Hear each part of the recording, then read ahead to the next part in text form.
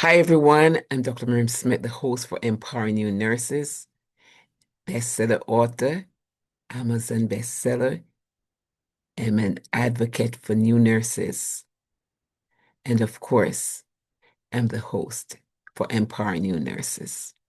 I'm the author of the book Nurse, the guide to empower new nurses in the delivery of high quality care to all patients. Coming up soon is my book on devotion for nurses. It's a small book on devotional for nurses with about three chapters, three scenarios, I would say, topics. And it's so important. This came from waking up one morning thinking about nursing again. But the thoughts that came in my mind was that I've met so many nurses who have been disgruntled, if that's a word to use, because they're not feeling, they're not experiencing maybe some of the experiences that I had in my early years of nursing. They have met nurses who are not willing to share, and they've met nurses who are mm, not accepting them. They don't get a sense of belonging on the unit. And so they're sort of frustrated. They're considering they're wondering if it was meant to be for them to become a nurse. And then we have to remind them that yes, they have a place there, but they have to be persistent. They have to decide and know for them from their conviction that they accepted the call to care for humanity. They have accepted the call to share with patients, to share with the clients, to share with others when they're at their most vulnerable spot or area in their lives, when they are at the most vulnerable, when they are thinking of someone to help, they're unable to help themselves. They need to hear that voice. They need to feel that compassionate care on the way back to recovery so that they too can continue contributing to society, to making the world a better place. And so I just want to give a shout out to my new nurses. Don't be discouraged. You can do it. Your place is there. Your place is there. And so, as we're about to end the 2025, I want to remind my new nurses that their 2026 is coming and they too will encounter some of the whys. Why did this patient have to behave this way? Why is this patient so disrespectful? But the flip side of that, you will meet patients who are very grateful of your care. So bear that in mind. And I want you to remember faith over fear. It's natural, it's normal that you will experience some fear. Anyone going through something new, well, that's normal. But how long will that last for? Or what will be your response to the fear elements that are going to approach you? So here, I would like you to think that the fears won't last for long, forever. And you have to cultivate a growth mindset, which means when failure comes, you will turn it on the opposite side and learn lessons from it. Learn lessons. How are you going to make it better? Which other approach? What could I do next? What questions can I ask? Who can I find to give me some support? Who is my mentor? And the list continues. But just for a reminder today that you ought to be strong. There is support out there. And when you have the experience of encountering some tough times, remember, nursing is a beautiful profession, but it has many challenges. It does, but it is so rewarding.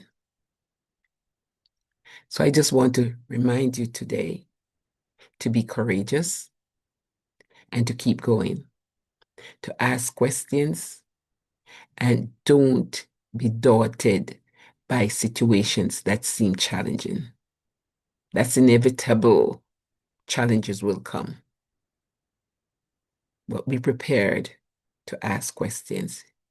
Be prepared to be visible. And I just want to say congratulations to those who have just passed the NCLEX.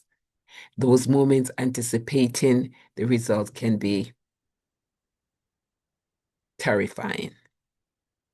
But once you've got it, just remember also that as a young nurse, you don't know it all. Let me remind you that the theory, many times at the practical. So you've just dived now into the real, into reality. Some of what you have studied, yeah, you did study and you did pass your exam. But in reality, there are some situations that they're so different. So don't be alarmed, but be ready to adjust accordingly.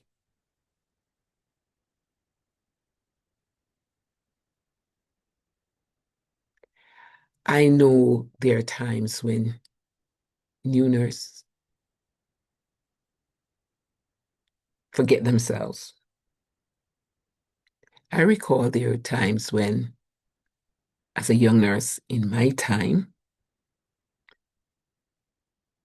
I was asked to take my lunchtime, my break, although I wasn't trained in this country.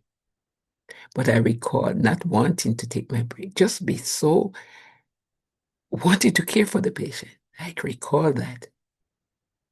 And they would say, I recall one of the nurses saying to me, she was my preceptor, she said, Daly, it's your lunchtime. And I said, it's okay, it's okay. I had dressings to do. And I can't recall those days. Now, if you should say that to me today, if I was caring for patients, I would definitely want my break time. So I'm telling you also that yes, there are times when you go and want to go to the bathroom, and it's not possible at that time because you're caring so much for the patient. But remember, do some self-care. There's so many dimensions to self-care. Of course, you have the physical, you have the emotional, you have the psychological, the spiritual. The list goes on.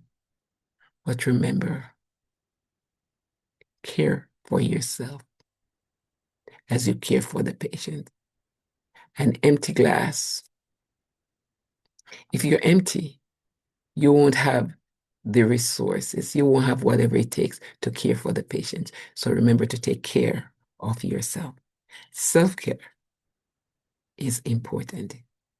It's not being selfish. It's not being selfish. Take care of yourself. You might do different things. You might might go to a game. You might play some music. You might just go somewhere else. You might just find some friends. You might find a mentor. You can choose many ways. You might crochet, you might sing, whatever your choice is. Just remember, take adequate care of yourself. I'm excited I'm able to talk with you today. My book on from the spiritual part, when I see so many are so overwhelmed, upset, and planning to do a beautiful shift. Planning, think it's going to be You don't, it's unpredictable, it's uncertain what it will turn out to be. You might just have a stable patient, and guess what? That stable patient, my mentor years ago would say, become dicey. Things just start turning upside down, right to left and left to right. So just remember, don't be discouraged. That too will pass. And make yourself visible and stay and learn from others. If it's even not your patient and the patient needs help, volunteer and help because all the patients on the unit belongs to you. So if we see something, we got to do it. And we don't have to wait to say it's nurse's aid or it's the CNN or whatever. We need to be a part of the puzzle. Of course, we do have our different job descriptions, but there are times when you have to fit in and help. It's not your patient, you still have to. These are some of the advice that I will give to my new nurses, and I know in following them, can you can make a difference. I just want to let you know that the book, Nurse, The Guide to Empower New Nurses in the Delivery of High Quality Care, is on Amazon. You can also locate me and get your copy. It's like a companion. It's a quick reference. It's something that can just help you along as you read. And the emotional one, I mean, the one that's coming out with the spiritual, devotional, you can read that before you go to work. You can read that on your break time, and it will just help you emotionally, especially if you feel challenged. And those thoughts, ideas, scenarios helped me in my pursuit of excellence, which I've obtained different awards. So I want to share with you. I want to see you become successful also. And don't forget, climb the ladder. Keep going in pursuit of excellence in nursing and in your personal life. Be blessed. I'm Dr. Miriam Smith, the host for Empowering New Nurses in Delivery of High Quality Care to all patients. You can subscribe, share with a friend. This is important. So share it with a colleague. And just remember, although it says nurse, for nurses, the general public can be blessed and share in the content. Thank you. Subscribe, share, and thumbs up. Be blessed for now and for the new year. Success only. Bye.